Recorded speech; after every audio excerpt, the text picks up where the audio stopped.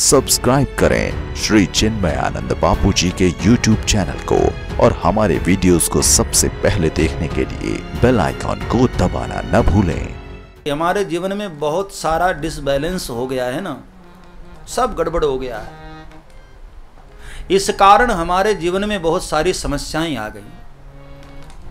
हमारे खान पीन में, हमारे रहन सहन में, हमारी दिनचर्या में, हमारी विचारधारा में, हमारी सोच में बड़ा डिसबैलेंस हो गया है। पूरी की पूरी जिंदगी हमारी बड़ी डिसबैलेंस हो गई है। इसलिए मैं कहता हूं लाइफ इज ए बैलेंस, जीवन एक बैलेंस है। जिसने बैलेंस कर लिया अपने जीवन को, उसने सहज अपनी मंजिल प्राप्त कर ली। जो जरा भी डिसबैलेंस हुआ, जहां भी, वहीं तकलीफ शुरू हुई। पता है हमारे शरीर में आयुर्वेद कहता है 3 चीजें होती हैं, कफ, वात, पित्त। ये आयुर्वेद का विषय है, ध्यान से सुनना।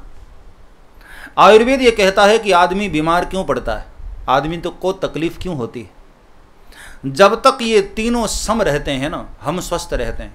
कफ, वात, पित्त, इन तीनों में जरा भी विकार हुआ, हलन चलन हुआ, उद्वेग हुआ, डामाडोल की स्थिति हुई, वहीं आदमी बीमार होता है। कफ में जब जरा विकार होता है तो हमको खांसी, सर्दी और ये सब जुकाम इत्यादि हो जाते हैं। वात है, पित्त है, ये सब जहां डिसबैलेंस होते हैं ना, वहीं हम बीमार होने लग जाते हैं, वहीं तकलीफें हो जाती हैं। इसलिए ये तीनों सम रहे तो आदमी बड़ा स्वस्थ और प्रसन्न होता है। यही सूत्र जीवन के हर क्षेत्र में लागू होता है। हमारे जीवन में हर चीज बैलेंस में है ना, तब तक हम बहुत आनंदित हैं।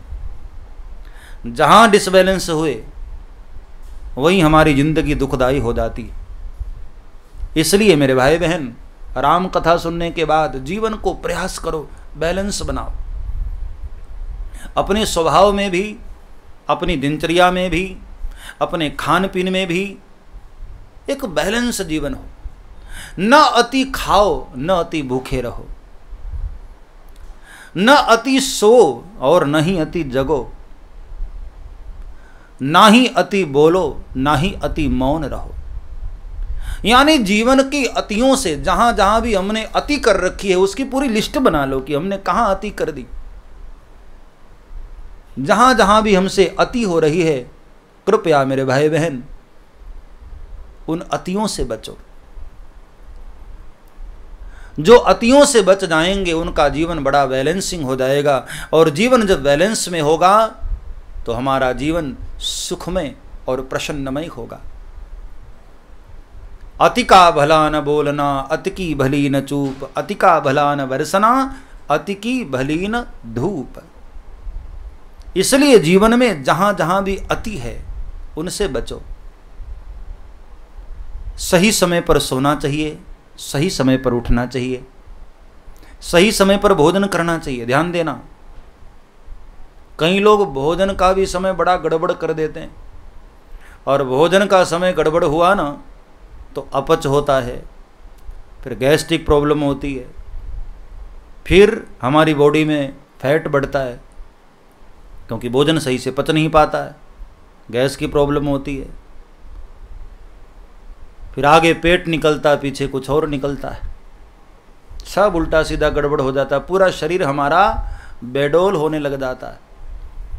इसलिए जरूरी है कि सही समय पर सोएं, सही समय पर भोजन करें, सही समय पर उठें। जीवन की अतियों से जरा बचो, जीवन को बैलेंस में लाओ। भगवान भोर सुबह उठ करके यही हम सबको उपदेश दिए। सब्सक्राइब करें श्री चिन्मय आनंद बापू जी के YouTube चैनल को और हमारे वीडियोस को सबसे पहले देखने के लिए बेल आइकॉन को दबाना न भूलें।